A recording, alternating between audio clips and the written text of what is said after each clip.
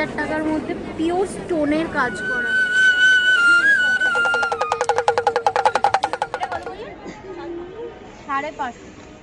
সারা বছর ধরে যে মেলার অপেক্ষায় থাকি আমি, সেই মেলায় আমি এসে হাজির হয়ে গেছি।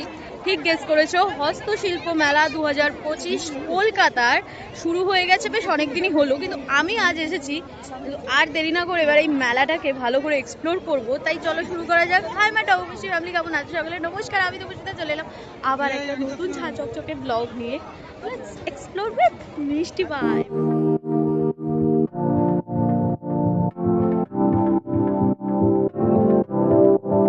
2025 সালে কলকাতা হস্তশিল্প মেলা আমাদের বেশি অপেক্ষা আর করালো না। শুরু হয়ে গেছে 21শে নভেম্বর থেকেই সিটি স্কোয়ার গ্রাউন্ড। আর তাই আমিও দেরি না করে চলে এসেছি। এসেই ফার্স্ট ভাবছিলাম কোন দিক থেকে শুরু করবো, তখনই চোখ পড়লো এই ইউনিক জিনিসটার উপর, মাছের আঁশ দিয়ে তৈরি করা এক ধরনের অর্নামেন্টস। দেখি কেমন হয় জিনিসটা। আজকাল অনেক কিছু দিয়ে অর্নামেন্টস তৈরি হয় জানতাম, তাই বলে মাছের আঁশ, এটা বেশ ইউনিক লাগলো বলে দাঁড়িয়ে পড়লাম এই স্টলটাতে।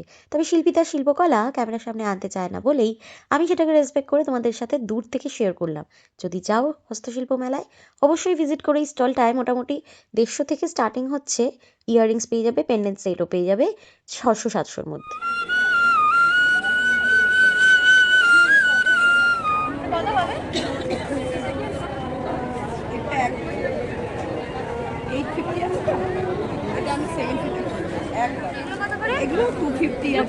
আবারও একটা অর্নামেন্টসের স্টলে এসে থেমে গেছিলাম, যেখানে বেশ সুন্দর সুন্দর ক্লে বা স্টোনের কালেকশন ছিল। তবে প্রাইসটা একটু হাই লাগলো। তবে নেক্সট স্টলের দিকে এগিয়ে যেতেই চোখ পড়লো এই শপটার দিকে। এই স্টলটাতে রয়েছে সব রকমের হাতে আঁকা ওড়না থেকে শুরু করে কুর্তি। এটা 550 টাকা দাম, চাঁদনি কাটানের মধ্যে করা এই ওড়নাটা বেশ সুন্দর। এদিকে স্টলগুলোতে হাতে আঁকা কুর্তি, পাঞ্জাবি, স্টোল এই ধরনের জিনিসই মোটামুটি বিক্রি হচ্ছিল। সামনে এগোতেই চোখ থামলো এই সুন্দর স্ট্যাচুগুলো দেখে। কি অপূর্ব সুন্দর না? তবে দাম কিরকম একবার চলো শুনে এগুলো নিই। কত করে? আশা করি বুঝতে পেরে গেছো অলরেডি যে এগুলোর কিরকম কি রেঞ্জ হতে পারে। তবে সত্যিই অপূর্ব সুন্দর কিন্তু এক একটা স্ট্যাচু। চলো এবার সামনের দিকে এগোনো যাক। তবে মেলায় ভিড়টা আজকে দেখেছো, চোখে পড়ার মতন কিন্তু। তবে এই হস্তশিল্প মেলায় আসলে সকলের মধ্যে যে একটা সুপ্ত আর্ট ফর্মের প্রতি খিদে থাকে, সেটা কিন্তু মিটতে বাধ্য। যেরকম ধরো এখানে যে সুন্দর সুন্দর পটচিত্রগুলো দেখতে পাচ্ছ, কি নিখুঁত কাজ দেখো। কি সুন্দর, দেখো 3000 টাকার মধ্যে পিওর স্টোনের কাজ করা। সুন্দর না? সুন্দর না মা? দেখো এটা ফোকাস করো। এটা সুন্দর কাজ, এটা পিওর সুতোর উপরে 1000 টাকা। ম্যাটের উপরে, ম্যাটের উপরে। এখানে যতগুলো ফ্রেম দেখছো, এই প্রত্যেকটা ফ্রেম কিন্তু এই আন্টি নিজে হাতে করেছে। কি অসম্ভব নিখুঁত কাজ না আন্টির হাতে, সত্যিই ভাষায় প্রকাশ করা যায় না। এখন এসে গেছি আমি হস্তশিল্প মেলার মেন আকর্ষণে। হ্যাঁ, এটা আমাদের মতন খাদ্য রসিকের জন্য এটা মেন আকর্ষণই বটে। এই ফুড কোর্টে যেখানে ভিড়টার পরিমাপটা দেখো, শুধু মেলার থেকে এখানে ভিড় বেশি। চলো একবার বরঞ্চ তোমাদের 360 ডিগ্রি ভিউ দেখায় ফুড কোর্টটাতে ক্রাউডটা, তারপর তোমরা বুঝতে পারবে আসলেই কতটা। আমাদের কলকাতায় খাদ্য রসিকের অভাব নেই কিনা, কিন্তু তারপরেও যে আমাদের কলকাতা কিভাবে ভেগান সিটি হয়ে গেল, ঠিক এটা বোধগম্য হলো না। কি তোমাদের হয়েছে কি? যাই হোক, জোকস অ্যাপার্ট, চলো বকখালি কর্পোরেশনে একবার চলে যাই। কারণ আমি এখানে আসলে এই কড়াইশুঁটির কচুরিটা যেন মিস করতে একেবারেই নারাজ। তাই ফার্স্টে কড়াইশুঁটির কচুরি দিয়ে স্টার্ট করা যাক। ফুড কোর্টে এসেই নিয়ে নিয়েছি গরম গরম কড়াইশুঁটির কচুরি বকখালি এন্টারপ্রাইজ থেকে, বকখালি ফিশ কর্পোরেশন থেকে। এই যে আমার মা এখানে প্রচন্ড ভিড়ে একা একা দাঁড়িয়ে দাঁড়িয়ে খাচ্ছে। আর এই কড়াইশুঁটির কচুরি কিন্তু 60 টাকা পার প্লেট। তবে দামে বিচার করতে যেও না, মানে কিন্তু বেশ ভালো। শীতকালে এই মেলার মধ্যে বেশ ভালোই জমে ওঠে। প্রচন্ড ভিড়ে আমি দাঁড়িয়ে দাঁড়িয়ে খেতে কেমন লাগছে গরম গরম কড়াইশুঁটির কচুরি। মা কেমন লাগছে? এদিকে তাকাও, কেমন লাগছে? কচুরিটা কেমন? পুর ভর্তি। কচুরিটা শেষ হতে না হতেই মা বাপি চলে গেছে আবার বকখালি ফিশ কর্পোরেশনে। দেখি কি নিয়ে আসে।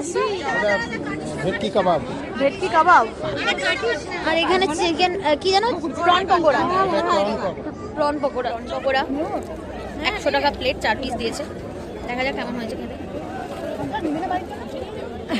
বোঝা যাচ্ছে তো গো, ফ্রেশ বোঝা যাচ্ছে। প্রন আছে, কোন দিয়ে খাচ্ছে এরা? এদিকে আমাকে বসে করে দিচ্ছে, আমার একটু ঠান্ডা লেগে গেছে, একটু জ্বর জ্বর ভাব, তাই জন্য আমাকে বসে করে দিয়েছে। আর এদিকে এরা মন দিয়ে, এবার দেখা যাক এটা কেমন। ফ্রেশ আছে বেশ,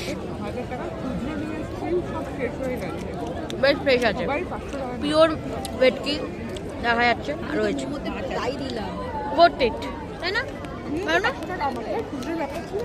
ভালো বাবা, ভালো মা, ভালো। আবার আমি বলে দিয়েছি এখন তাহলে তো ভালো। যত রাত বাড়ছে তত কিন্তু ফুড কোর্টের দিকে ভিড় বাড়ছে, কিন্তু আমাদের এদিকে কাজ শেষ। বকখালি ফিশ কর্পোরেশন থেকে পেট পুজোটা হালকা করে বেশ ভালোই হলো। এখানে কিন্তু খাঁটি মধু থেকে শুরু করে পিঠে পুলি মিষ্টি নানান ধরনের মুখরোচক খাবারের কিন্তু সমাহার রয়েছে এই গোটা ফুড কোর্ট জুড়ে। ফুড কোর্ট থেকে বেরিয়েই আবারও মেলাটা ঘুরে দেখা শুরু করলাম, যেখানে দেখতে পেলাম সুন্দর সুন্দর ওয়াল পেন্টিং থেকে শুরু করে ওয়াল হ্যাঙ্গিং রয়েছে চীনামাটির কাপ প্লেট, রয়েছে নানান ধরনের স্ট্যাচু, নানান ধরনের পেপারের তৈরি করা ইউনিক কালেকশন অফ অর্নামেন্টস, যেগুলো কিন্তু নজর কাটতে বাধ্য। এখানে বেশ ভালো ভালো সুন্দর বেতের জিনিস বিক্রি হচ্ছে, ঝুড়ি থেকে শুরু করে সবকিছু। তার মধ্যে এই পাকাটা আমার বেশ ভালো লাগছে, দেখি মায়ের পছন্দ হয় কিনা। মা এটা তোমার পছন্দ? এটা পছন্দ?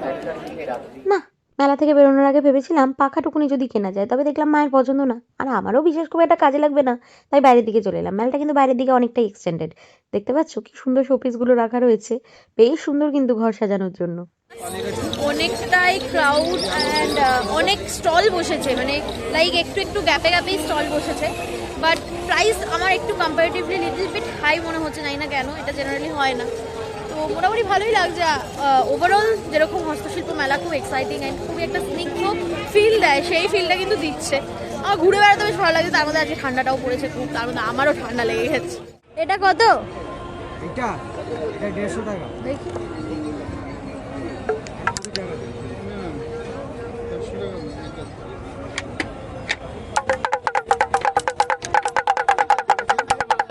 আগের বছর এর থেকে আমি একটু কম শুনেছিলাম, আমি জানি না এই বছরে কেন এত দাম বলছে সব কিছু। তাই হোক, আমি বাজাতে পারি। তুই কি বাঁদর খেলা দেখাবি?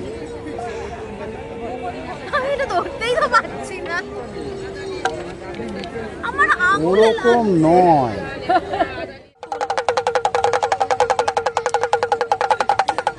বুঝতেই পারছো আমার দৌড় কত দূর। যাই হোক, সে কথা আর না বাড়ানোই ভালো, বরং চলো এক্সটেন্ডেড পার্টটাতে ঘুরে আসি একবার গিয়ে। ঢুকতে না ঢুকতেই বেশ সুন্দর সুন্দর মূর্তির কালেকশন কিন্তু দেখতে পাচ্ছি। দেখো কি সুন্দর মহাদেবটা দাঁড়ানো, আবার এখানে কত সুন্দর সুন্দর ছোট ছোট মূর্তি রয়েছে। তবে এগুলোর দাম কিন্তু বেশ ভালোই। তবে যারা নিতে চায় বাড়ির জন্য, বাড়ি সাজানোর জন্য বা ডেকোরেশনের কাজের জন্য, এখানে কিন্তু কালেকশন প্রচুর রয়েছে। এই স্টলটাতে দেখো টেরাকোটা দিয়ে কাজ করা ফ্রেম থেকে শুরু করে রয়েছে মূর্তি, 50 টাকা থেকে কিন্তু স্টার্ট হচ্ছে শুনলাম।